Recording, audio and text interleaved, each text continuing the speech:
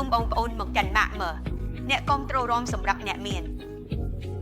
ខ្ញុំឈ្មោះ The White ថ្ងៃនេះខ្ញុំនឹងណែនាំអ្នកនៅម៉ូដសង្ហាពិដានដែលពេញនិយមជាការរចនាជាតិរបស់មើលជីវិតកាន់តែទំនើបធ្វើឲ្យអ្វីកាន់តែស្រួលនិងគឹងខ្លួននេះគឺជាដើមឈើនៃការបង្កើត model ខ្យល់ trending យ៉ាងមូលនៃខ្យល់នេះមានលក្ខណៈធម្មជាតិនិងមានភាពទាក់ទាញដោយសារការរួមបញ្ចូលនៃ3ក្បាលឈើធម្មជាតិដែលបត់បែននៅផ្នែកចុងបង្កើតអារម្មណ៍ចង់បោះឬក៏ហោះឈរឡើងខ្យល់មាន3ក្បាលឈើធម្មជាតិដែលត្រូវបានកាត់យ៉ាងហ្មត់ចត់និងមានរាងបត់ស្រស់ស្អាត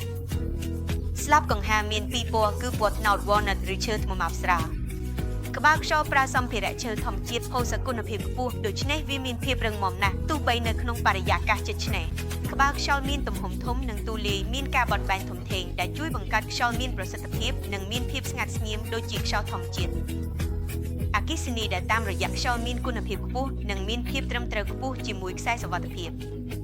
ខ្យល់ប្រើម៉ូទ័រផលីដែលតូចនិងស្រួលដោយវាត្រូវបានដាក់នៅខាងក្នុងក្បាលខ្យល់ម៉ូទ័របឺឌីសចំនួនថ្មីមានការដំណើរការដែលរឹងមាំនិងសន្សំអគ្គិសនីកង្ហាទាន់សម័យមាន2ទំហំជម្រៅអង្កត់ចិត្ត1 32ឬ1 52ដូច្នេះវាសមស្របសម្រាប់កន្លែងផ្សេងគ្នាខ្យល់ trendy ត្រូវបានផលិតជារូបមន្តពេញលេញនៅតៃវ៉ាន់